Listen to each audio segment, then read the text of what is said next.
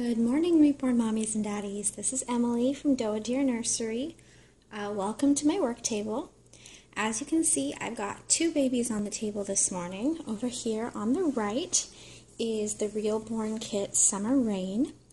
And this is the kit that I actually listed for my Reborn doll giveaway. And the winner's already been selected. It's Hello Baby Bears Nursery. And then I've also got the Princess Charlotte kit by Nikki's Seaside Babies, who is so beautiful.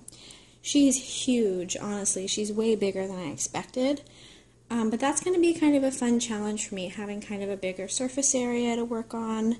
Hopefully it'll mean more work and more hours painting, but hopefully it will have a good result. So anyway, Charlotte here is available for custom if anyone wants to reserve her kind of before I get into the detail work and the, the decision making about certain details. So feel free to contact me on Instagram or by my email, which all that info will be in the description. But anyway, guys, I'm just going to kind of film a few things here and there as I go and just kind of bring you guys along. Alright, so I'm currently working on Summer Rain. You can see she has no work done. I've decided I'm not going to neutralize these kits because I really like the way the vinyl color just kind of is naturally. And what I'm doing right now is I am starting on some veining. I know a lot of people like to save veining till later on in the process. I like to do it right away because I really like the veining to have a very subtle under the skin effect by the time the doll is done. And I find that by doing it first thing, it kind of, fades behind all the layers I end up putting on after. So yeah, you can see it looks, semi-dramatic at first. I am definitely blending it out. But because it's the very first thing that's going on, obviously it's gonna look quite visible. But you'll see as we get into the process, it's gonna look more and more subtle. So I'm doing some on the sides of the head. As you can see, I did some down the forehead. I'm gonna take it all the way to the back of the skull, making sure to really blend out those edges so they don't come to an abrupt stop. In terms of my work, I honestly couldn't really tell you how many layers I do because I kind of stopped keeping track after a while. There are certain layers I definitely keep track of. I make sure I do the veining and blue undertones and mottling in purple, pink, red, yellow, green, blue, all sorts of colors. So those are all layers I do keep track of. But after a certain point, it just kind of becomes doing what I think looks best. Sometimes I'll end up doing 4 layers of purple mottling, if I feel it needs it. Sometimes I just do 1. If I have a baby who I want to look really blushed and pinky, they'll get like 7 layers of blushing. Every doll is different, but maybe minimum of 20 layers, honestly. I'm not totally sure. I'll see if I can actually count on these babies how many layers I do. To give you guys an idea. And again, I'm not even neutralizing these kits, so that's at least 4 or 5 layers less than I usually do, because neutralizing you do in very, very thin layers. Let's see if I can keep pulling this off camera. You do in very, very thin layers, so it takes a lot of time. Yeah. So I'm sitting down for like 5 to 5.5 hours at a time, and I would say just in terms of painting alone, it takes me about 4 sittings. So yeah, so that's about 20 hours of painting, not including hair, not including brows, not including rooted lashes, not including assembly, none of that, just in terms of painting layers. So that's 20 hours right there, and then I easily spend another 10 hours painting hair. I spend another few hours doing assembly. So yeah, I don't know, anywhere between 25, 35 hours, again, depending on the level of work, depending on how many layers, depending on the size. But yeah, that's for me personally. Every artist is different. It's really just a matter of which artist's style appeals to you. You know, every artist has a very different approach to their dolls. And it's really just a matter of what speaks to you and what your budget is and what you yourself want to get. Anyway, here is the initial veining on Summer Rain. Having a little trouble getting my camera to focus. So I don't know if you can really see it, but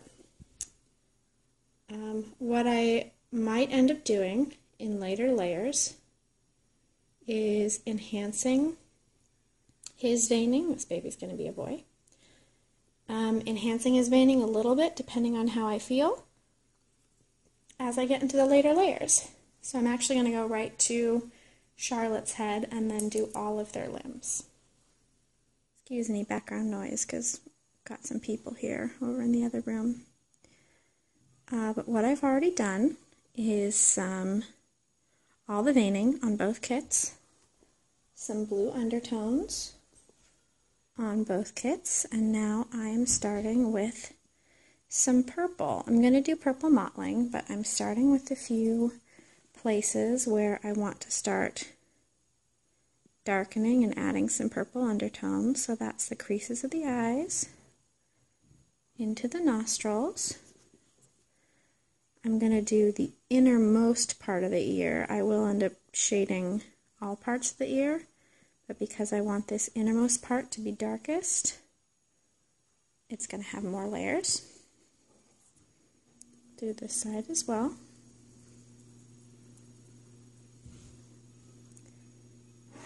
Make sure it's blended and it's not getting onto other spots we don't want it to.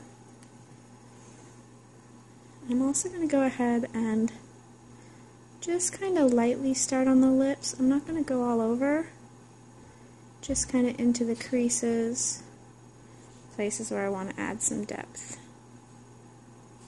Again, making sure to blend every step of the way.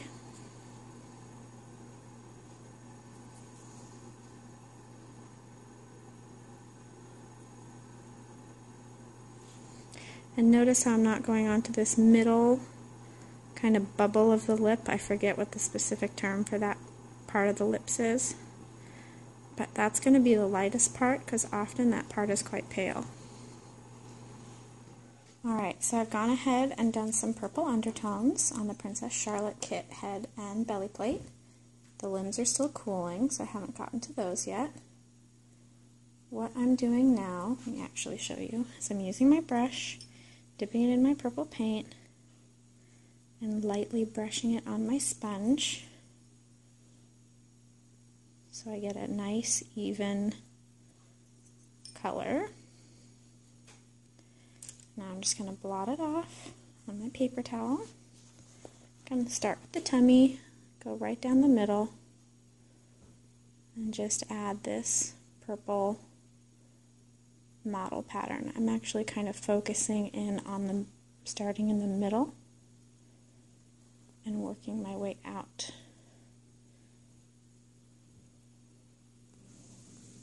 I'm trying to show you what I'm doing, but it's a little hard to paint and keep everything on camera.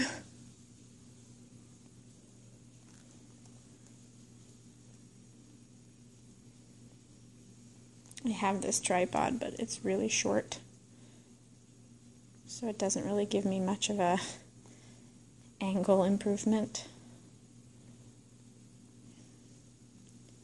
This is also a really big piece of vinyl, so hopefully it'll be easier to show you mottling on the head. Alright, so I'm just going to check, make sure I didn't miss any major spots. Sometimes the edges need a bit more. So moving ahead aside so you can see this is what it looks like with the purple model. Now I'm not going to blend it all over because it's such a thin, subtle layer. It really doesn't need it, but I'm just going to blend in a few areas, or maybe I feel the edges are a little harsh or overly defined. Overall, I think that's pretty nice though. Alright, let's do the head. I'm going to recoat my sponge, because it took a lot of paint to do that belly plate.